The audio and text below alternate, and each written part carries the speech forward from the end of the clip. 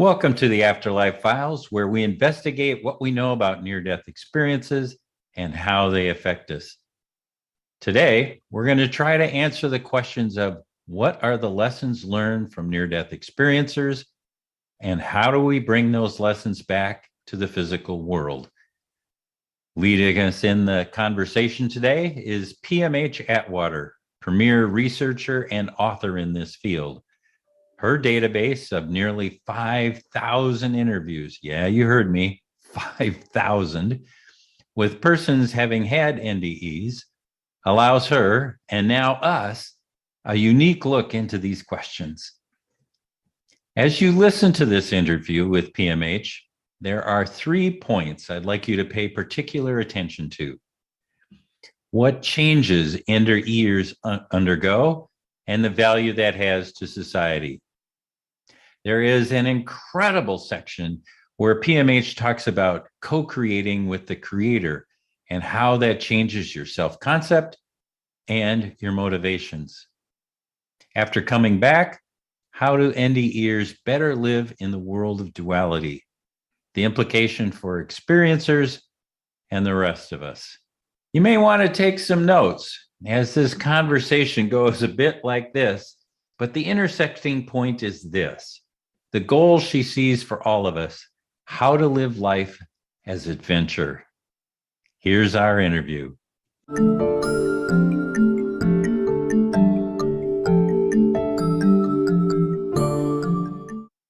Hi, everybody, to this first edition of the Afterlife Files. We are so blessed today to have with us PMH Atwater. In 1977, she died 3 times and had near-death experiences each one. She's also one of the original researchers of the near-death phenomena, having begun her work in 1978. Her contributions to the field of near-death studies is considered on a par with those names such as Raymond Moody, Ken Ring, and Bruce Grayson. She has written 18 books detailing her NDE research finding. She's written about common elements, after effects, adult, children NDEs, the transformation of consciousness, how we can develop ourselves as human beings. Her book, the big book of near-death experiences, hang on, I got a copy right here. Copy? Yes. This book, in my opinion, for all of you who are beginning your studies of NDEs, is the best comprehensive book out there. There is no second place. So that's the one you want to pick up. She is an active and vivacious speaker. That's all the professional stuff. On the personal side, PMH, one of her books led me to discover that I had a shared near-death experience. So she has a very fond place in my heart because of that. And when I was doing my research at the University of St. Thomas, I came down and PMH was gracious enough to counsel me on how to interview people that have had near-death experiences to do it effectively and really get the best information. She has been a tireless advocate for the International Association for Near-Death Studies. She has been a longtime friend. So welcome, PMH. We are so glad you are with us. Well, I'm glad to be here. It's good to be here. Yay.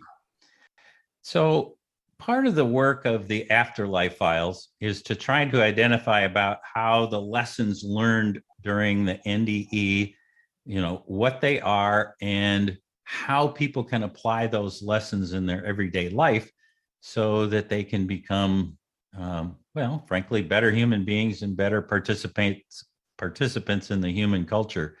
So from your research, what are some of the lessons that we have learned as a result of you interviewing all those thousands of people?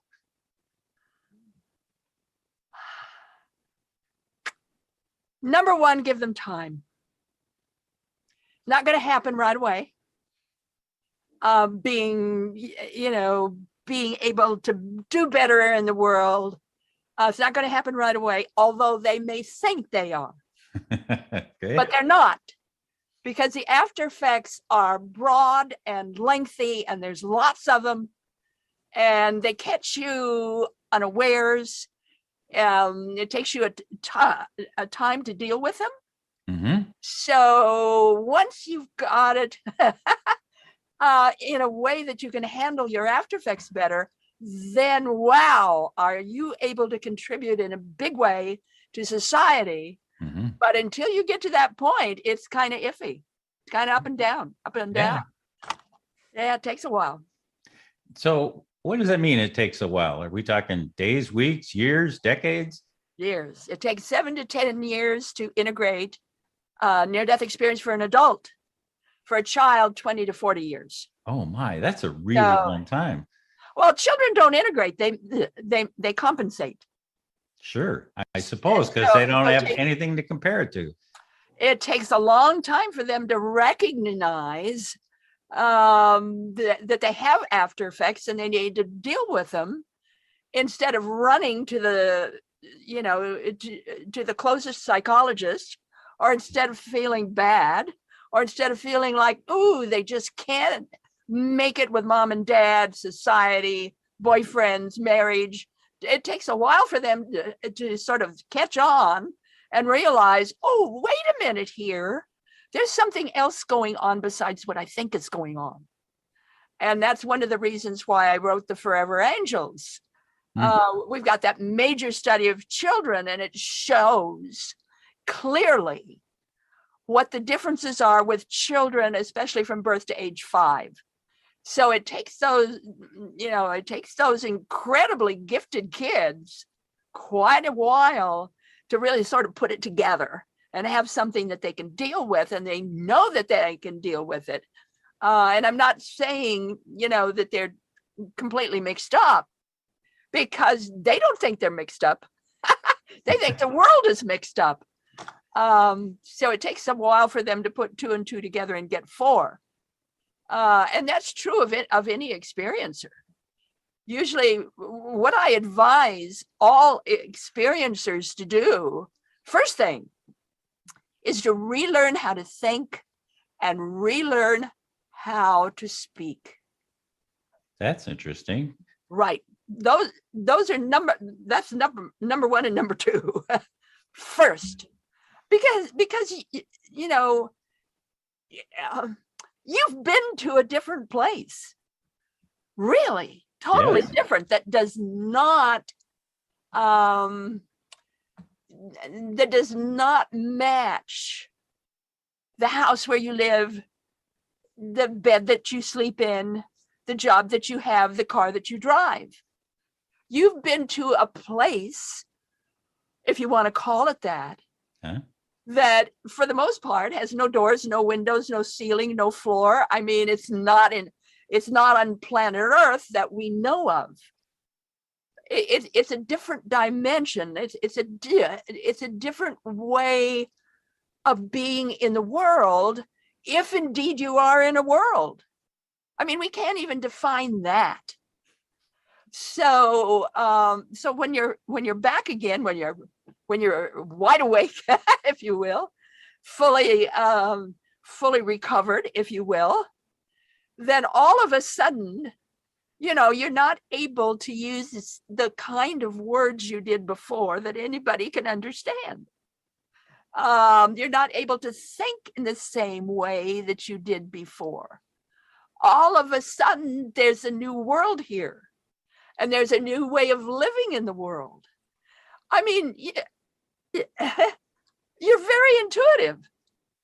I mean, it doesn't matter if you were psychic before, you become psychic after. If you were psychic before, you become very psychic after. So, and intuitive.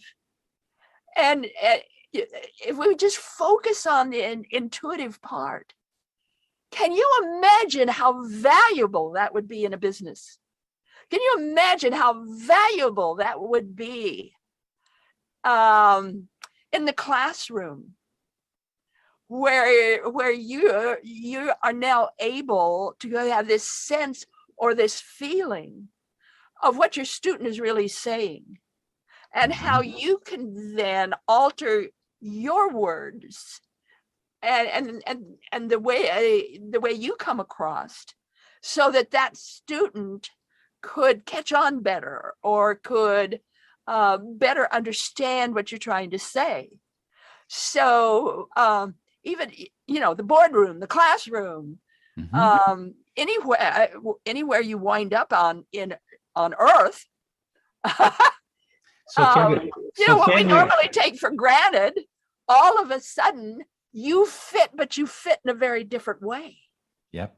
So can we say that the near-death experience kind of rewires how we think and rewires how we speak? And then when we come back to the physical world, we're operating with another language, almost like we just went and learned a new language, and now we're trying to make that work. And that's exactly it. That's exactly it. Okay. That's exactly it. So once you can put that together, are you ever valuable? I mean, whoa. So what do people do to get it together? What have you seen people do that helps them to incorporate this new knowledge, this new language? So they usually crash first. They do. I'm so sorry. I mean, don't be sorry. That's part of the process. Yeah. It's coming to realize that you're different. And the ways people are different depends on the different people. Of course. Of course. Some of them it's easy, some of them it's difficult, some of them it's wild. So it's going to be very different depending on the individual. But once they can have a better sense of what they've gone through and how they might be able to better work with or be around others. Once they make that click, once that begins to make sense, then you've got an individual that not only can apply themselves in any situation, but you've got an individual that will be able to alter and change according to who they're with, where they are, and what they're doing, and be able to do it in a more smooth, maybe happy way, maybe joyful way, or at least more open way. Can you imagine what this kind of person would be like as a salesperson, or just dealing with people from other countries? I mean, they would have that patience and that ability to listen and listen deeply, and to be able to converse in a more patient and respectful and easy way, but probably joyful. Probably. So valuable people. Like for instance, with my kids, birth to the age of 5 really takes these youngsters a long time to catch on. But once they do, 74% were had successful lives afterward. I mean, 74%, highly successful lives. Some of them became millionaires. I mean, just really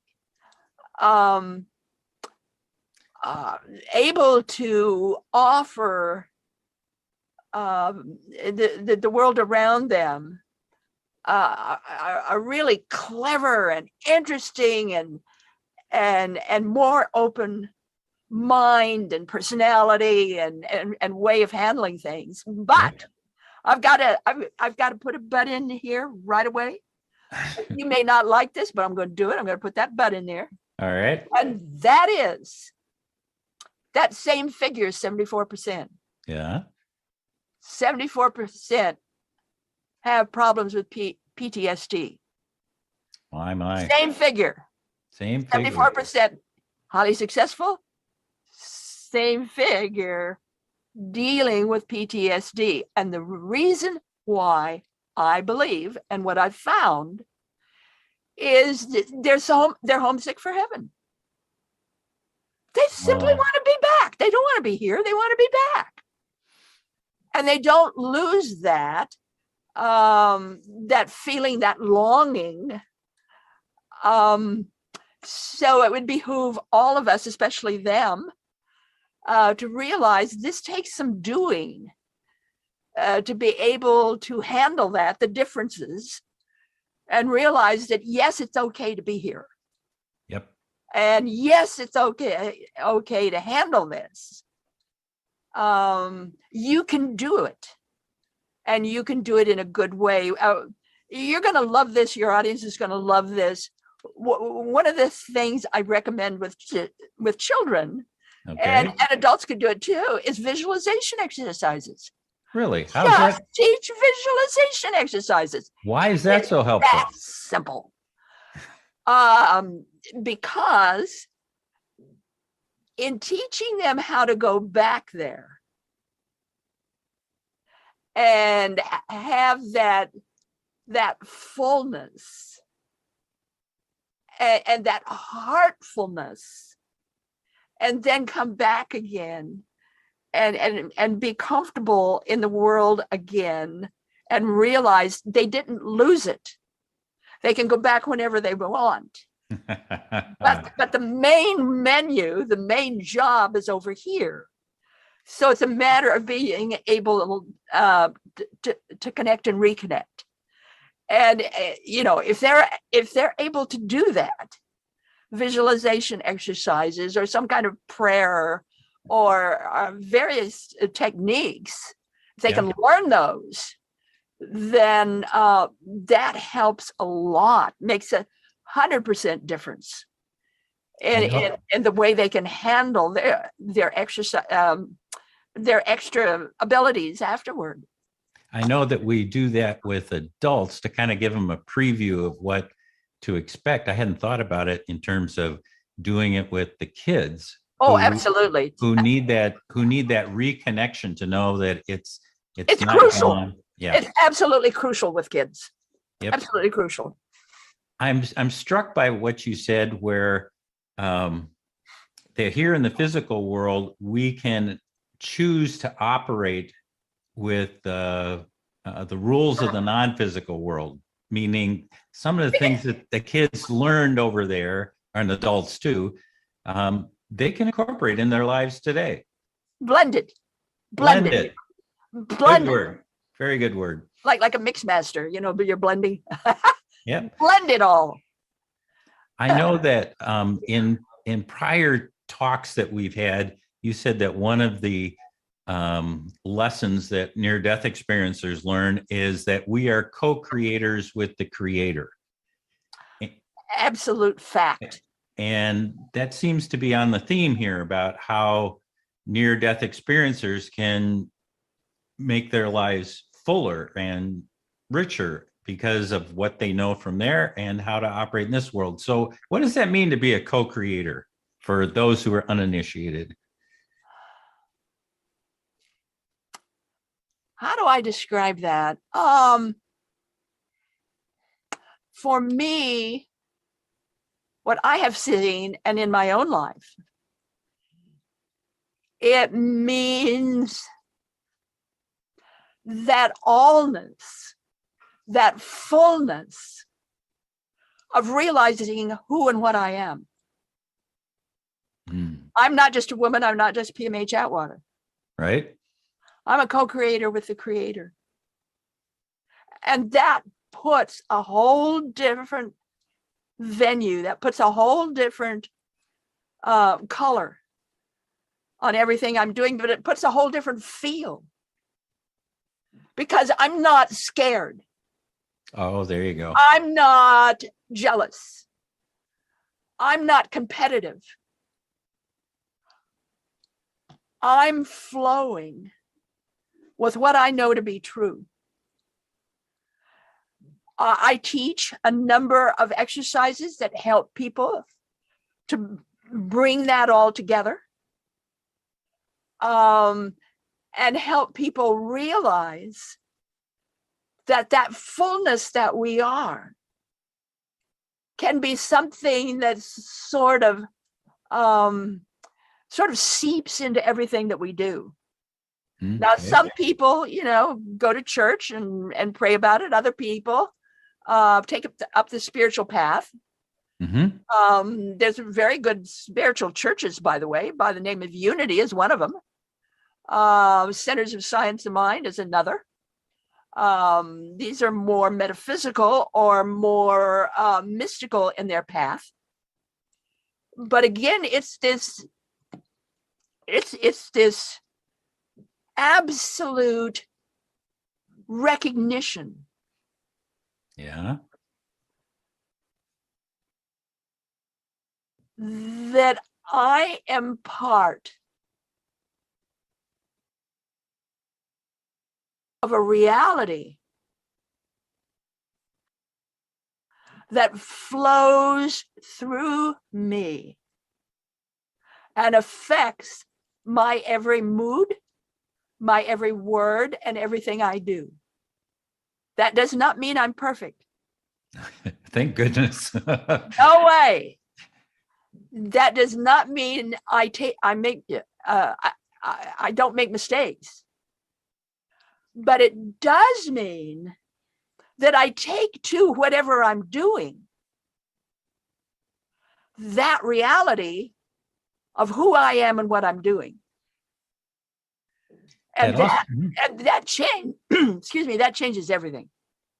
It also means that we're responsible for what we become because we have that agency. I wouldn't use the word responsible, although you certainly can. I would use the word respect. Oh, nice. That's nice. I would use the words warmth.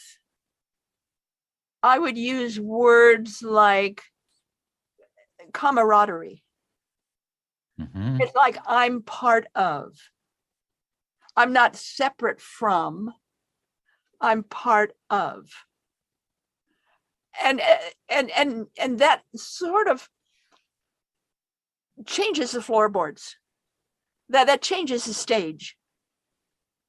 And instead of clomping across the stage, you're kind of floating. You do a little bit of floating. And whatever you do, that is that sense of joy. I'll give you with my own house. When I cook, I ask the food what it wants to do, and we both have fun. Very seldom do I use a recipe. I just ask the food what it wants to do. And that's not crazy. I mean, other people, your audience that's listening will say, oh, she sounds like she's high on something. You better believe I am. And what might that be? I'm high on reality. I'm high on truth. I'm high on that recognition that I'm part of everything that is. Yes. That strikes me about when people talk about when they leave their physical bodies, they enter into this non-physical universe where everything is connected to everything else. It's a unity universe, which would explain why you would talk to your food. Flows. I guess I shouldn't talk about myself too much. Oh no, I think that's scare people. This is the interesting part. I've had ever so many people to tell me that I look like I'm always happy all the time. No, I'm not always happy all the time. Sometimes I'm screaming. Sometimes I'm angry. Sometimes upset, but doesn't last long. Bingo. Doesn't last long. Because right away, there's that sense of, wait a minute here. Do you realize who you are? And then I go back and think, oh, wait a minute here. If my husband and I have a disagreement, well,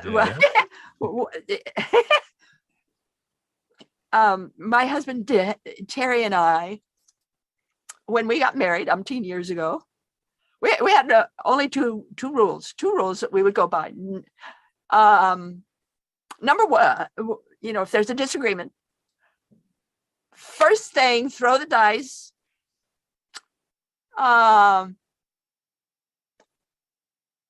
One of three, and you go with the final, regardless of whether you like it or not. You know, 2 out of 3, you're throwing the dice. Yeah. Second one, if there's a real deep disagreement, right away, you go to your bathroom and you have it out with that person in the mirror. And you find out where that person is coming from before you go back and talk to your mate. Oh, because wise that's essential. Got to figure out where you're coming from. And once you get that figured out, then you can deal with your mate. Terry and I have been married 42 years. Happy anniversary. Oh, gee, thank you. But that makes a huge difference when I'm dealing with people, and I'm dealing with a lot of people, and not all of them are pleasant and easy to be around with. I just stop. I mean that. I stop, put my arms down, head up, take a deep breath, hold it for a second, let it out, swallow. Swallowing is the key. Really? What's that do? Let's do that again. You're standing, hands at your sides. Take a deep breath, bring it in. Deep breath. Hold it for a second or two. Let it out. Swallow. That untangles the neurons in the brain. Just that simple. And then you can start to think clear. Interesting. I'd never heard that before. Always honor the self. The body that you're wearing is your vehicle in this lifetime. Mm-hmm. It is your precious gift. So honor this body. Take good care of it. But honor what you can do with this body. And you want to do it with love and joy and fun and respect. Yeah. And you get that by untangling those neurons. And it's just that simple. It's not difficult.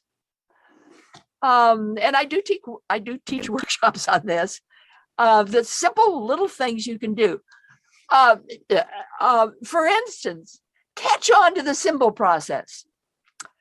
That is to say, all of life is symbols. You're always making symbols. You're creating them. It's not just at night where you have these dreams and symbols, and in the morning you try to figure out what they mean. Yeah. All day long you're making symbols as well. And the symbol process is fantastic. One of the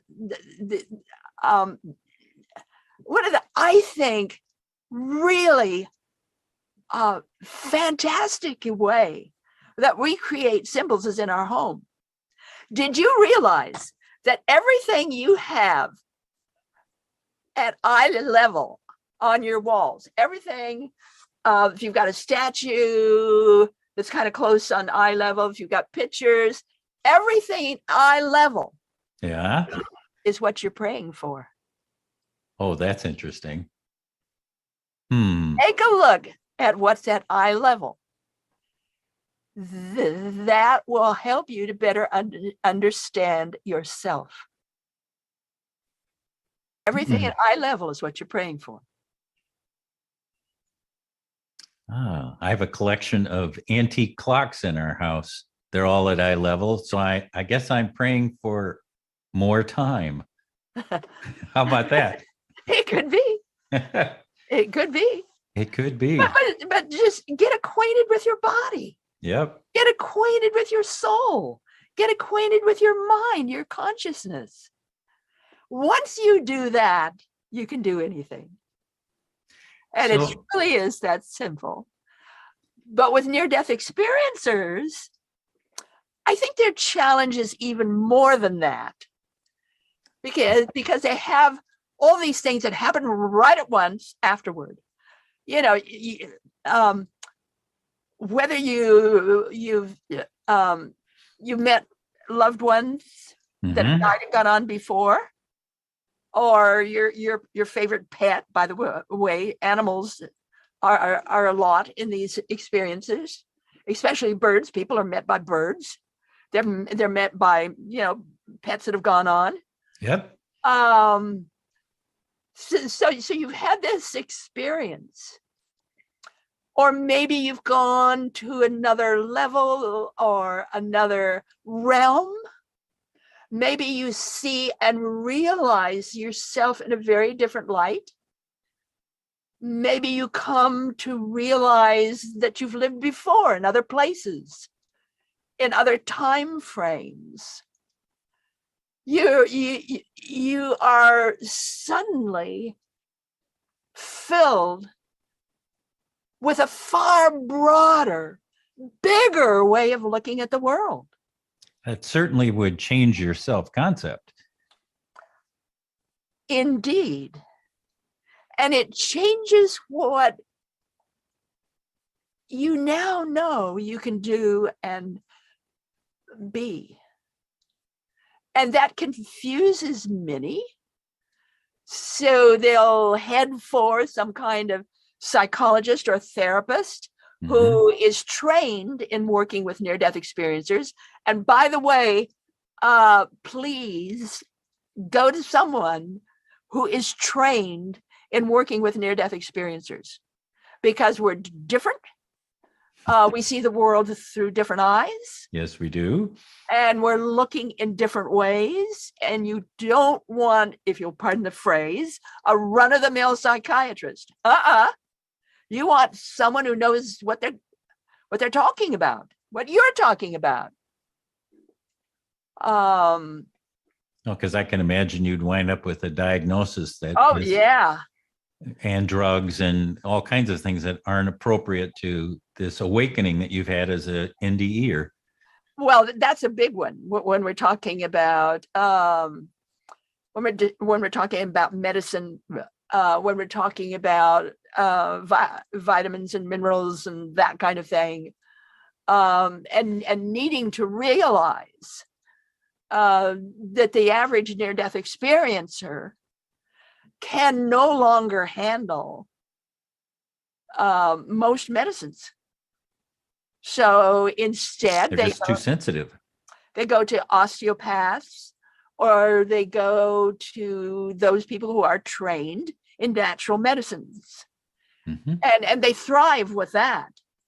But the average drugs, they can't handle them. So that makes a huge difference. So there's a lot of caution here. And if you're willing to, buy that book you were recommending, or any of them that I put out there, if you get a sense or a handle on the fact that you're different, you vibrate different, your skin is different, your brain is different. If you recognize that and realize that the natural way is the better way, and once you adapt to that way of living and eating and being, then it's just incredible how healthy near-death experiencers are. They don't spend all that money on drugs, and nor do they have to. So it's a matter, when we're talking about near-death experiencers, number one, all near-death experiencers out there find out more about yourself now and how you've changed and how you can then be able to handle those changes in a positive way that enhances your life instead of screwing up your life. Because we have a lot of them who, deal with really, like the average near-death experiencer. They'll many times see ghosts afterward. Well, you're able to handle that if you know what's going on. Yeah, this is kind of fun. I've always said that I want to hang a plaque over the front door of our home, and on that plaque it will say, "Welcome, whether you're wearing a body or not." I love that. I love that. But it's the truth. And so is this the spot where we put in a plug for IANDS and how yes. and how important it could be to IANDS, meaning the International Association for Near-Death Studies, and how they can ground people after they've had this experience? Well, number one, tell them, give them the profile of what's afterward, and ways of dealing with that. And they've drawn up wonderful protocols, wonderful profiles. Certainly get on their website, iands.org. Correct. And just get these profiles. Same thing on my website, www.pmhatwater.com. There on the homepage, NDE after effects. I call it first aid for near-death experiencers. Get in there right away. It's free, no problem. Just get more information.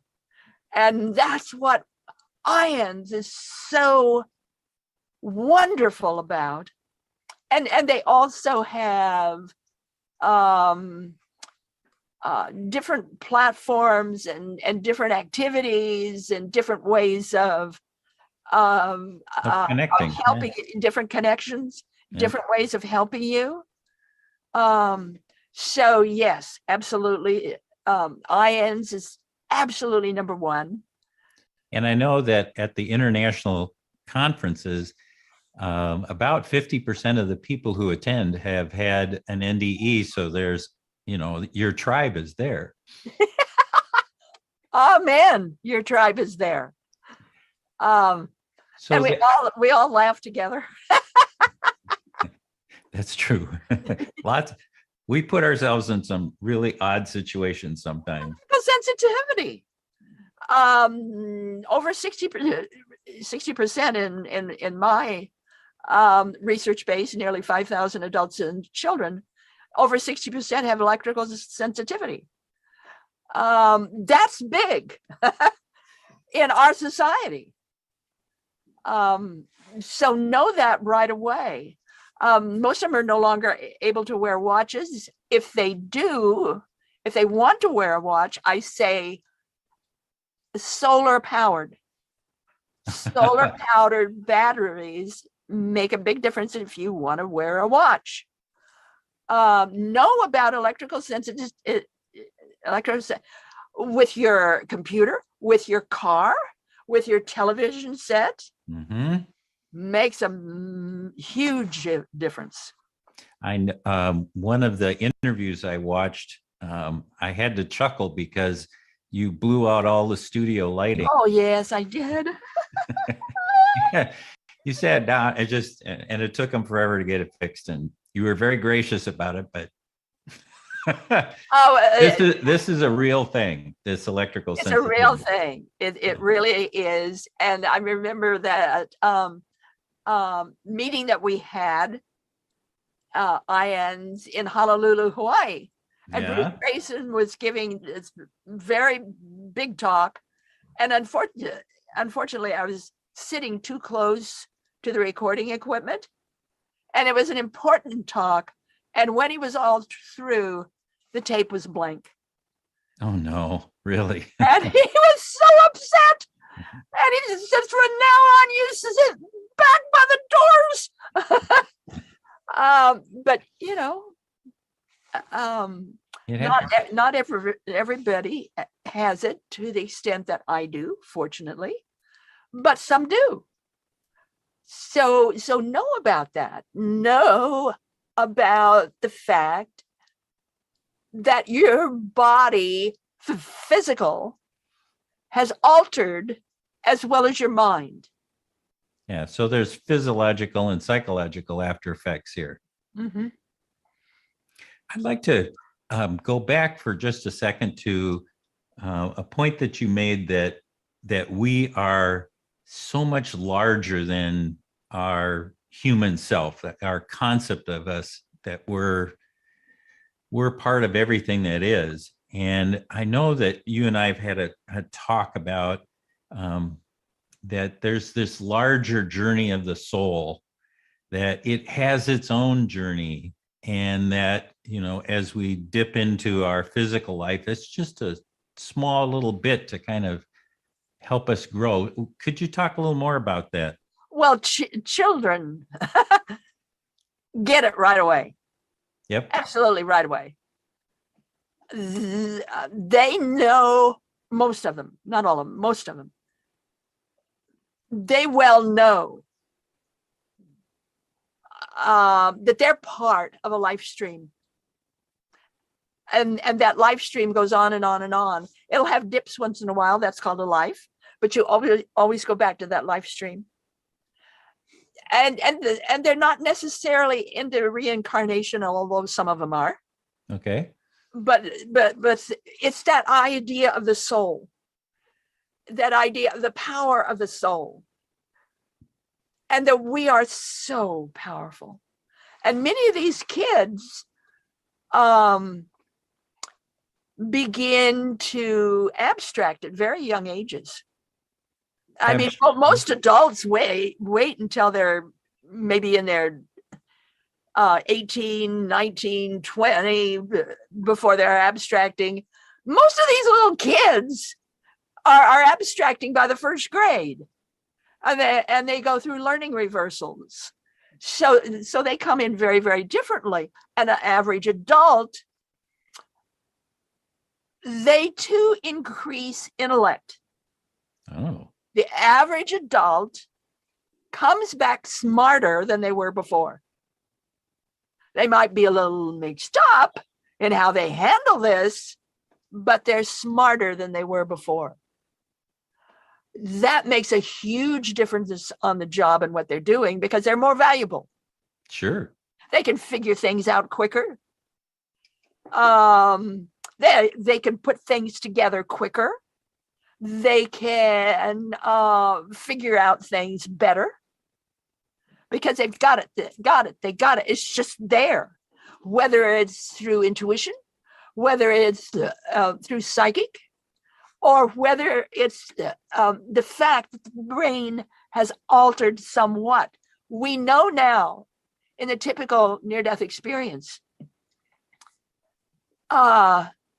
we know that there is a change in brain function. We know that there's a change in the nervous system. We know that there's a change in digestion and skin sensitivity. We know that. We know that medically. Okay. So, to what extent we're still working on that, improving that, or dealing with that. But we know that there's a difference. I would say that the average near-death experiencer comes back smarter. Maybe mixed up for a while. I could see where it would get it together. Yeah, I could see where it would take a while for you to get used to new knowledge, and the after effects, the sensitivity, the digestion. It's like you just stepped into a new you body? Uh, Sitting down with your doctor and having a talk with him or her, I think, is paramount. And going in there with a book or material is also paramount, because then they can see that you're coming from a proven place. Mm-hmm. And it was just a few months ago, where we were able now to work with Johns Hopkins. So we now have Johns Hopkins Hospital and their various printing and publication departments that are recognizing that with a near-death experiencer, they need to be handled differently. And why? Oh. So we've now taken that big step in research, Uh-huh. dealing with proven Johns Hopkins Hospital, their printing apparatus companies. So we've come that far now that we're getting the attention of the medical community. Certainly we have a long way to go, but we're getting more information. So once you get your own body together, and once you feel better about your life, and once you know what all these distractions are and all these outplays, and you better understand the lights and the energy and your own light and your own energy. Amen. Once you get to that point, then life becomes really an adventure, and being able to deal with it better. There was one woman in my studies, Philomena. Okay. And she had died, I think, when she was maybe in her 30s. It was childbirth. Okay. And had the typical near-death experience where she was in other worlds and met loved ones who died and gone on before, and learned more about herself and what she was capable of. And then came back, and then learned how to deal with these differences. By the time I met her, she must have been maybe in her late 40s, 50s when I met her in New York. And she was so joyful. And people, her family, business people, people in her neighborhood, all loved Philomena. And when she finally passed away, she had an outpouring of people around her and in her community, people she worked with and lived with, her family, her neighbors, that was just astronomical. The people that turned out. And I look at Philomena as a role model, really, for all of us to realize and come to know that there really is a greater reality. There really is a greater power. Whether you call it God, I don't care what you call it. And there is a greater purpose for our being. Whatever we do with our lives, there's a greater purpose to it. And that purpose – literally – is your amen. And so it is. So I'm thinking that people who encounter God encounter this huge presence, really come away with a different worldview. Can you talk a little bit more about stories that you've had where this really made a difference in people's lives? Well, you can look at me. Oh, I'd be delighted. I was raped, Mm. became pregnant, and miscarried. And that was all of my near-death experiences came from that miscarriage. Death number 1 was January 2. Death number 2 was January 4. Death number 3 was March 29. And later that year, I had 3 major relapses, one of which was adrenal failure. Ouch. So I had to learn how to crawl, how to stand, how to walk, how to climb stairs, the difference between left and right, see properly, hear properly, and rebuild all my belief systems. There for a while, the only thing I could say was God is, and I would just say it over and over and over again. It kept me alive. It kept me here. And in my third near-death experience, I was told by a voice, I call it the voice like none other, because I don't know what else to call it. Mm-hmm. It wasn't an angel, it wasn't an archangel, it wasn't the kind of voices most people describe. It was bigger than that. It was like the whole universe had a voice. Wow. And that voice said, and I'll quote, test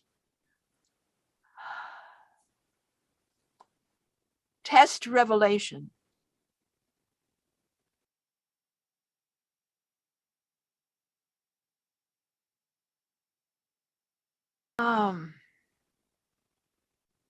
I was to do the research.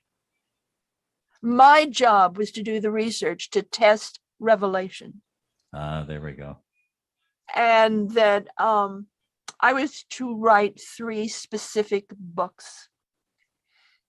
Book number 1 was not named. I have no idea. Well, I kind of think maybe that might have been Coming Back to Life, my first book, but I don't know. Second book was Future Memory. The third book was A Manual for Developing Humans. Those 2 books are very special, very different. But I was to do the research. I was to test revelation. All of these things that were revealed to me, I was to test them. I was to test all of this. Well, I was a cop's kid. I was raised in a police station. So I used police investigative techniques as my protocol. I started the following year, 1978, the fall of that year. I met Elizabeth Kubler-Ross in Chicago at the O'Hare Airport, sat down on a bench with her. Her plane to Europe was late. So we just visited like a couple of schoolgirls. And I told her about my near-death experiences. And she was the one who said I was a near-death survivor. She did not use the term experiencer. I was a survivor. And she told me about the near-death experience. She never mentioned Raymond Moody or any of that. So I then knew that what I went through had a name, and it had a profile. It had characteristics, and I learned that from Elizabeth. And it was from that I began my research. I left Idaho. I was then living in Idaho, moved to Falls Church, Virginia, because I was told to by this voice in my head. So I moved there. I never heard of Falls Church, Virginia. For me, anything west of Denver was in Greece. Couldn't possibly be in the United States. No, I was a typical Westerner. So, foreign territory. Yep. and that's where I started my work. And the first talk you're going to love this. The first talk I ever gave on my near-death experience was in a police station. How appropriate. They had an extra room for speakers like me.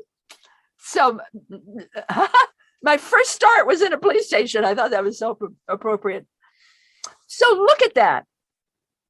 I've been working 44 years, day and night. My average work time was around 14, 15-hour day, sometimes a 16-hour day, 6 days a week. And I maintained that schedule until about maybe 4 years ago. Because this was my job. And I had no question. This is my job, to test revelation. And did the voice like no other stay with you? Is it with you today? Yes. Does it still guide you? That voice showed me how to do future memory. By the way, it's not a book, it's a labyrinth. Every sentence, every paragraph, every page is part of the math I was taught to make that into a labyrinth. It's just like a land labyrinth. When you open up that book, it's like walking into the mouth of the labyrinth, and it is a real labyrinth. And the purpose of the book is to bring your consciousness up to the next highest level possible for you at that time. A manual for developing humans. Well, hey, hundreds and hundreds of years ago, the word Hugh meant God. So human was God man, God woman. And whoever learns to be God when you're in the first grade or kindergarten, or we don't learn what we are. God man, God woman. We are here to be co-creators with the Creator. And so that book begins with teaching you how to talk, teaching you how to think. I knew you were going to say that. That's the purpose of the book. And it has some thought forms in it that I did myself. But that book then enables you to realize and to see who you are and how to be who you are, how to fulfill your purpose and being in this lifetime. Your purpose and being is to be a co-creator with the Creator. You have no other purpose, really. To be that fullness of yourself. That's what it is, to be that fullness of yourself. No matter what you're doing it fully. And boy, I think that's a wonderful spot for us to end. To be full.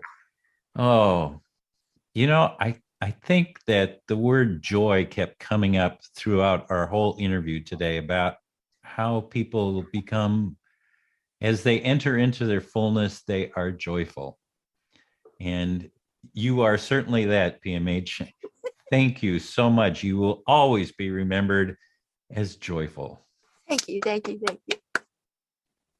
And last chance, would you please tell folks where they can keep up with you and find you? Okay, my website, www.pmhatwater.com. Don't forget on the homepage, NDE After Effects. If you're You want to know more about the after effects? I do produce a blog. I do produce a newsletter. Once again, you simply get it on my website. You go to newsletter. There is an archive. You can go through it and see, whether or not it applies to you, or you would even want it, because I say to everyone, my newsletter is only for the curious. And it's an incredible newsletter. I highly recommend it for those of you who are interested at all in things NDE and how to be joyful in this life and curious. Thanks, everyone, for joining us today. Thank you, PMH. You are a wonder, and we just love you to death.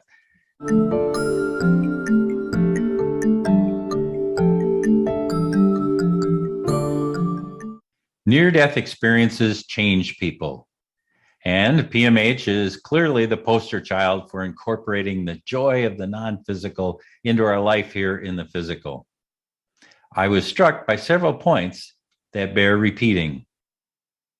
There is a difference between how near-death experiences affect children and adults. Do not think they are the same. PMH recommended that we measure near-death experiences by their after effects, and they are different for children than adults. If you're interested, PMH has several books on children and NDEs. She's the expert on this subject, so check out her materials first. In the future, I'll invite her back to talk exclusively on this topic. That will be fun. You may ask, why measure people by the after effects? That's a good question. I've interviewed at least 6 people, that would be 6 people, who had traumatic head injuries, mostly from auto accidents. Their short-term memory was compromised and they couldn't remember most or all of the accident and what came after. Yet, they were poster children for the after effects of an NDE. Yep, they had one. Knowing that was a great relief, because then near-death experiencers, the ones who lost their memory, what they were experiencing made sense because there was a context and a name to call it. Next, when NDEers come back, PMH recommended first that they give themselves time, then learn how to speak and think again in a world where they have to incorporate their new insights into their prior self. Learning about NDEs from IANS and other reputable sources, including her website. Fourth, use the services of a psychologist specifically trained to work with near-death experiencers. And lastly, number 5, learn to visualize returning to the non-physical so that experiencers, any of you, realize that the connection with the non-physical isn't lost. And you can go back at any time. Over and over again, she talked about how powerful we are as souls and how our capabilities are the result of our multidimensional and interconnected nature. What does that mean, multidimensional? What my years heading up the Expanded Awareness Institute and my 37 years training and leading the Monroe Institute has taught me can be summed up in this homemade diagram. Here we go. Now, before I show it to you, no judging me on my artwork, okay? Good. So here it is. We're here, down in the physical world, and we're focused on what's going on in the physical. And in this diagram, the physical is this part down, and the non-physical is this part up. And what I'm trying to show on this artwork is this, that here we are, but we exist in all of these dimensions at the same time. That's why I've got this little dotted line all the way around here. So I know it's kind of hard to read. So what does that really mean? Well, it says, okay, we're here in the physical, but what if I want to take my consciousness and put it someplace else, like down the park to see what's going on there?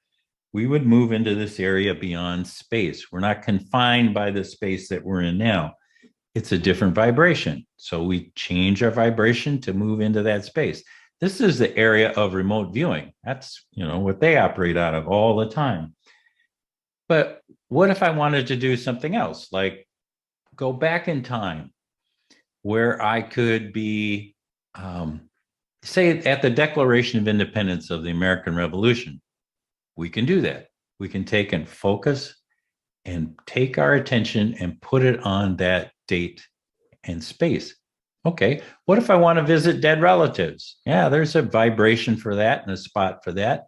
How about that area of life between lives where we get to hang out before we come back into the physical world again? There's a vibration for that.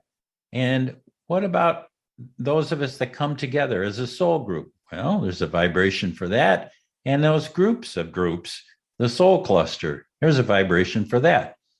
So what this means is that we have the ability to, right now, we're focusing here in the physical world, but I can take and change the focus of my consciousness, and I can put it into a different space, a different time.